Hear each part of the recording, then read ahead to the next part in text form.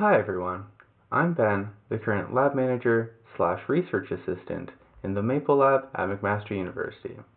I've been working on parts of the Emotional Piano project for 2 years now, and before I start explaining our research, I'd just like to acknowledge our PI, Dr. Michael Schutz, Cameron Anderson, the current grad student heading the project, and everyone else you see here upon whose shoulders I stand today. So the main goal of the Emotional Piano project is to bridge the gap between music cognition and the field of musicology.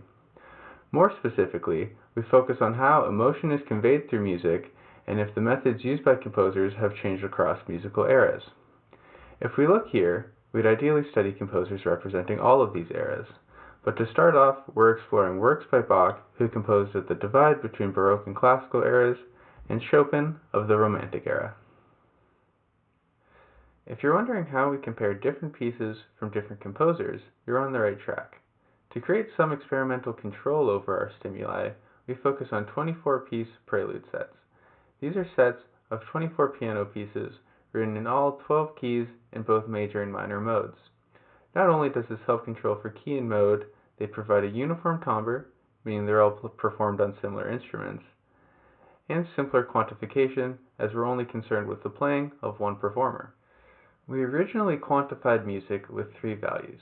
The first is mode, where we record if the piece is defined as major or minor.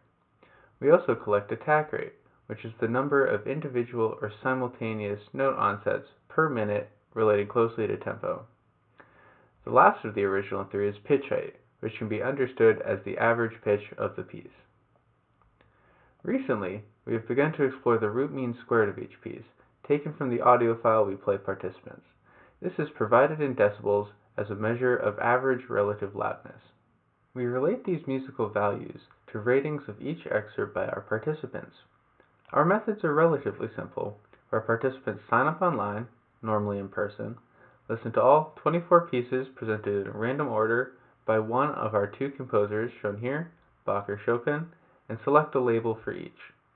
Looking more closely at the labels, you can see that these aren't typically how people describe music. To compare and contrast to previous musicological work exploring similar questions of music between eras, these are actually the 5 most common categories presented in an earlier paper by Ohio State's very own Caitlin Horn and David Huron in 2015. For a brief overview of their findings, I'll quickly explain a small portion of their methods. I'll also preface that our methods differ by quite a lot, and I am mainly highlighting their work as our inspiration and grounding us in some musicology rather than a direct comparison of findings or methods. So, Horn and Huron looked at 750 pieces from composers spanning 150 years. They then separated pieces in this timeline into 3 sections, the first closely relating to the Classical era and the last following the Romantic. For each, they clustered pieces by defining characteristics. For example, the main distinguisher between pieces in the Classical era was mode, followed by tempo for major pieces and dynamics for minor pieces. Off the bat, these clusters starkly contrast between the 2 eras, and the labels they provided to the even smaller clusters follow suit. Using more summarized data, here are the 5 most common labels from their work, which we use as labels in our study. Their work focused on mode, volume, speed, and articulation, whereas ours explores pitch height instead of articulation. Though this is not a perfect match, we compare our works with the 3 overlapping cues. Here we can see that Horn and Huron define joyful as major loud and fast, while sad relaxed is minor quiet and slow. Here are the other defined labels, and here are the relative proportions of each of these labels between the 2 eras. To be very clear, in their work, Horn and Huron found clusters of similarly structured pieces and provided them a label based on their musical knowledge. This is quite different to how our everyday participants listened to each piece and then chose one of 5 labels. One of the things we're interested in is how our participants use these labels compared to that of Horn and Huron.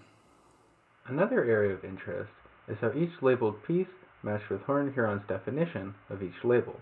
We'll leave an example label up top, but first we'll take a look at how we match our cues to Horn and Huron. Our volume is in decibels, and each piece can be rank ordered like so. To turn these into binary variables, we dichotomize our pieces, splitting them at the median. Every piece with a higher volume than the median is loud, and the lower ones are quiet. We can do the same sort of thing for speed or attack rate. Now, let's say a participant rated Chopin's A minor piece as sad relaxed. The piece itself is slow, aligning with horn and Huron, loud, not matching their description, and minor, again aligning with their description. This particular rating would now match 2 out of 3 cues.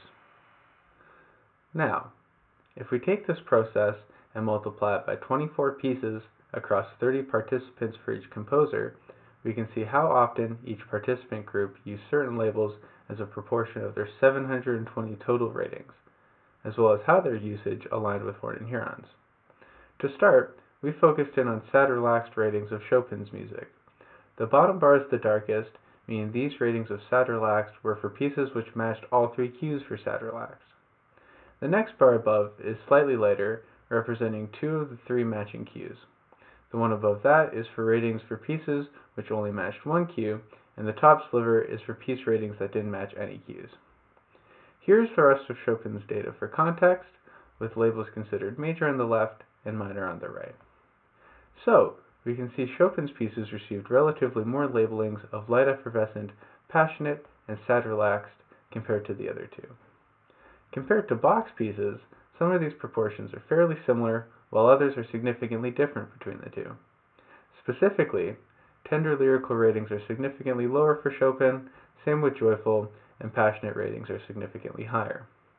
Our current findings do not strongly align overall with horn and Hurons, but we only found similar relationships to their decrease in joyful pieces over time and a similar small increase in passionate pieces. However, the coloring of the plot suggests some perceptual overlap with the cues horn and Huron used to define pieces, with more matching cues for passionate and sad relaxed ratings overall. To extract more nuance from our data, we have recently begun to look at association rule mining. The specifics of this class of machine learning are a little complicated for this talk, but basically, the algorithm scrapes through our data to look for common occurrences within our ratings. These are represented by if-then statements. Here are a few of the important formulas associated with association rule mining, with lift being considered the level of interestingness, and any value above 1 is considered an interesting finding.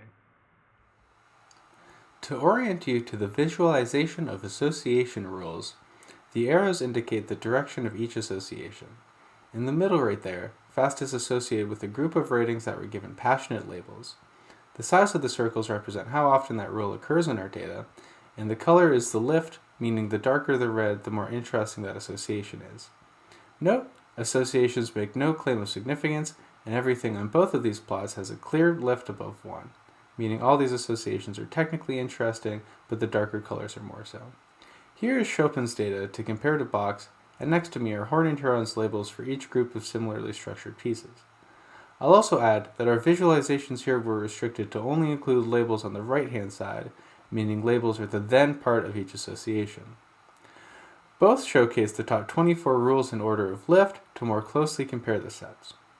It's definitely a lot to absorb at once, but just briefly comparing between the two sets, they have very different association structures, and you can clearly see the difference in how mode associated with labels between the sets.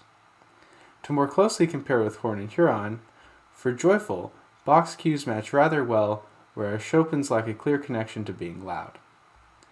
Light effervescent is loud instead of quiet for both, and also associated with both modes in Chopin's data. Tender lyrical is associated with minor for Bach, but otherwise matches across both composers, and sad relaxed matches horn and Huron quite well in both sets, and includes the most interesting rules. Finally, passionate matches across both sets, other than a lack of clear association with loudness in Bach. This is our first time presenting this type of data, and I'd greatly appreciate any feedback. Not to ignore any of our limitations, the first you may think of is that it's rather hard to directly compare music by different composers from different eras, even performed by different performers. You would be correct. Our current analyses are merely a stepping stone to our broader understandings of the shifting uses and perceptions of musical cues over different eras. In the future, we hope to expand our repertoire to gather a more representative sample of different eras and hopefully compare more closely to horn and Huron's 750 pieces compared to the 48 examined in the research presented today. We're also heavily focused on the Western world, mainly due to its widely agreed upon notation and existing study. Though these aid in our understanding of Western classical music and help merge our work with current musicology, our perceptual results would not be broadly representative of all music. Alas, all contributions to research are incremental, and I look forward to hearing your questions and suggestions to gain a further understanding of music perception. If you are interested in this research, I encourage you to check out my colleague Cameron Anderson's poster presentation tomorrow, focusing on a different aspect of the same project. You can also visit our lab website, check us out on almost any social media platform, and you can even connect with me on LinkedIn. Thank you for your time, and an enormous thank you to the organizers for giving me a platform to share some of our work.